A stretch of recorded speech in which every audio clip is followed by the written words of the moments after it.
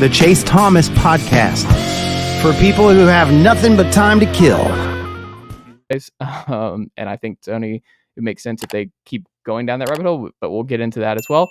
But Ryan, when you look at the weekend as a whole, with Tennessee taking 2 of 3, run ruling Auburn in electric fashion, which is home run after home run, multiple grand slams again this weekend, what was your biggest takeaway from Tennessee getting a 2-3 series victory on the road in Auburn this weekend?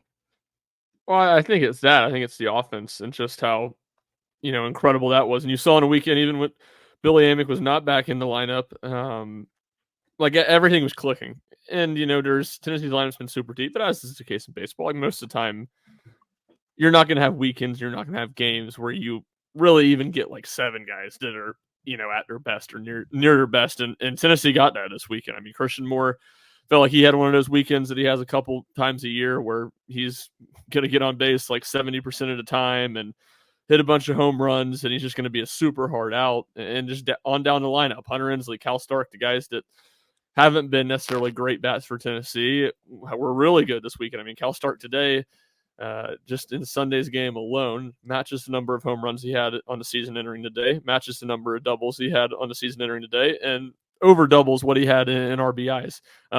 So I think it's that, and just how good the offense was as a whole. Not that that's surprising. I don't think we learned anything necessarily about this team this weekend. I think we saw a bunch of stuff that we already know about and just kind of reinforced. And kind of going back to your original part, just kind of for what this maybe means in the long term, it was a big series because of, you talked about how hard it is to win on the road in the SEC. Tennessee's going to get one. They needed to get one this weekend. I mean, they obviously still can, but at Florida, at Vanderbilt, at Kentucky, those are going to be 3 really, really hard series. I mean, if you win any of them, it's like, man, that's a huge achievement. To me, Tennessee's first 2 road series were their easiest 2. Obviously, they had a missed opportunity at Alabama. They needed to get 2 out of 3 this weekend, and it was really big that they did it, and especially given that they, dropped the series opener and didn't play very good on Friday night. What about you, Jack?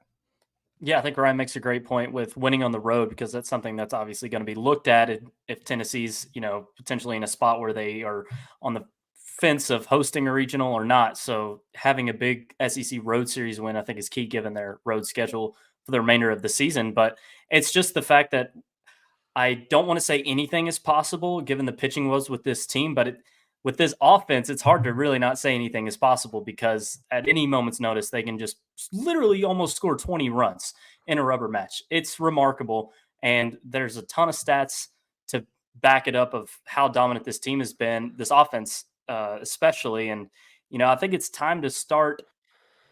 Maybe it's not the most necessary thing in the world, but having the conversation that this is the best Tennessee baseball offense we've ever seen, even better than the one 2 years ago. I think it's interesting. We talked about this where, like, it's amazing, like the pendulum just swinging back and forth the last 3 years with Tennessee baseball with Vitello's crew, where last year you think about just the pitching depth where he came in with the 3 aces, right? Like that was the highlight, was just the 2 chases and Drew of like just one of the best pitching staffs in college baseball. Like the pitching was just stacked. So Tennessee was going to pivot a little bit, and you thought they were still going to hit their preseason number 2. And the offense, especially the firepower in the lineup, hitting home runs, it just was not what Tennessee fans had become accustomed to the previous year. And this year, they flipped back the other way, where people had some questions. It wasn't that the talent wasn't there. It was just a lot of unproven high upside guys. And those unproven high upside guys who were pushed into bigger roles this season have all popped. Like Dylan Dreiling, everyday left fielder, has popped. Kavares Tears, as an everyday center fielder, right fielder, whichever, like just an everyday outfielder, has popped, and he's batting like close to 450 now. Like Kavares Tears is unbelievable. Like he had another dinger today. He walked twice. Like he's at the point now where teams are scared of him. Like he is in the middle of that lineup where you want to pitch around him. He is someone who works counts, and him and Dreiling are 2 of the best in the Tennessee's lineup of working counts, and just they're so good. And they're both sophomores, and they've made the leap. And that stardom leap is what I think speaks to your point about the offensive difference and why it could end up being better than 2022, Jack, is that like the top 3, Blake Burke, I mean, we forgot like all about, like there were questions about, oh, what is he going to be like come SEC play? Because he struggled last year in SEC play. That feels like forever ago. Blake is mashing. There is no question this is for real, and they're staying power. Blake is like it seems like every at bat for him is either he hits it into one of the left or right field wall, or it's a home run. Like, it's just he has mastered what he wants to do at the plate, and he's really good at doing exactly what he wants to do.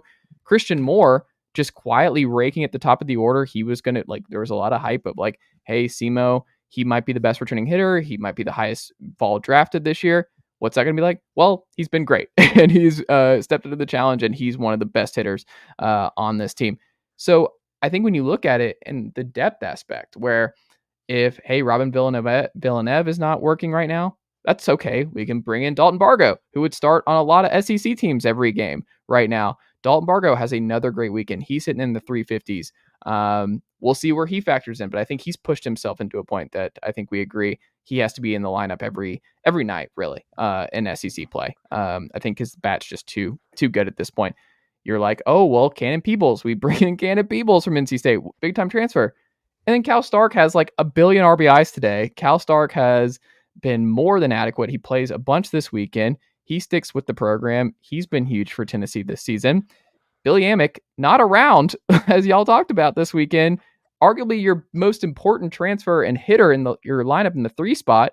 You don't even notice over the weekend that Billy Amick wasn't there. And that's not a shot at Billy, because Billy's awesome. It's just, it speaks to your broader point, Jack, of like, I think people, if you tell them that like this offense is better than what it was 2 years ago, they might instantly be like, it doesn't feel like it. But I think you look at the numbers, and I think by the end of this season, with the way everybody is hitting 1 through 9 and the depth behind those guys, I think it's fair to say that this, at their current pace, they will end up being a better offense than what Tennessee saw 2 years ago. And I don't think you could have confidently said that until after the series. And real quick, I'll let you go, Ryan. But it's because of what Bargo has done since returning from injury. It's because Chapman has taken a big step. Yep. It's because Cal has taken a big step, and Cannon has potential to be good. So the depth is why it's better to me. Yeah, and it's, I'm big on the SEC stats. I think who cares what you do again in February against nobody? I mean, it matters, but when we're talking about how good you are now, like, it matters at the time to earn playing time, but now it doesn't really matter to me. It feels like everybody's better. It's been better against SEC competition, and that 1 through 4, it's just so good of Moore, Burke, Amick when he's back, in KT. All 4 of those guys hitting over 364. I mean, Blake Burke's hitting 442 in SEC play. Kavares is hitting 415 in SEC play while leading the team in 10 walks in SEC play. I mean, it's just unbelievable. Like, those 4 guys, you just have, baseball is such a game of failure, and there's very few people at any level that they're up at the plate and you truly feel confident something good is going to happen every single time. And Tennessee, like, half their lineup, you feel that way against SEC good competition. It's just really, really dangerous. And it just feels like, and the versatility, the depth, and it's not even just the depth, the versatility. I mean, Dalton Bargo, to be able to throw him in there and play third base all weekend is just an unbelievable blessing to have. You just have so many moving pieces. You saw it this weekend too, when guys did struggle in the starting lineup. Tony can have a quick hook with them after 2 at-bats, get somebody else in there, because there's just so many options and so much depth. Nicely done, nephew. The Chase Thomas Podcast. Hell yeah.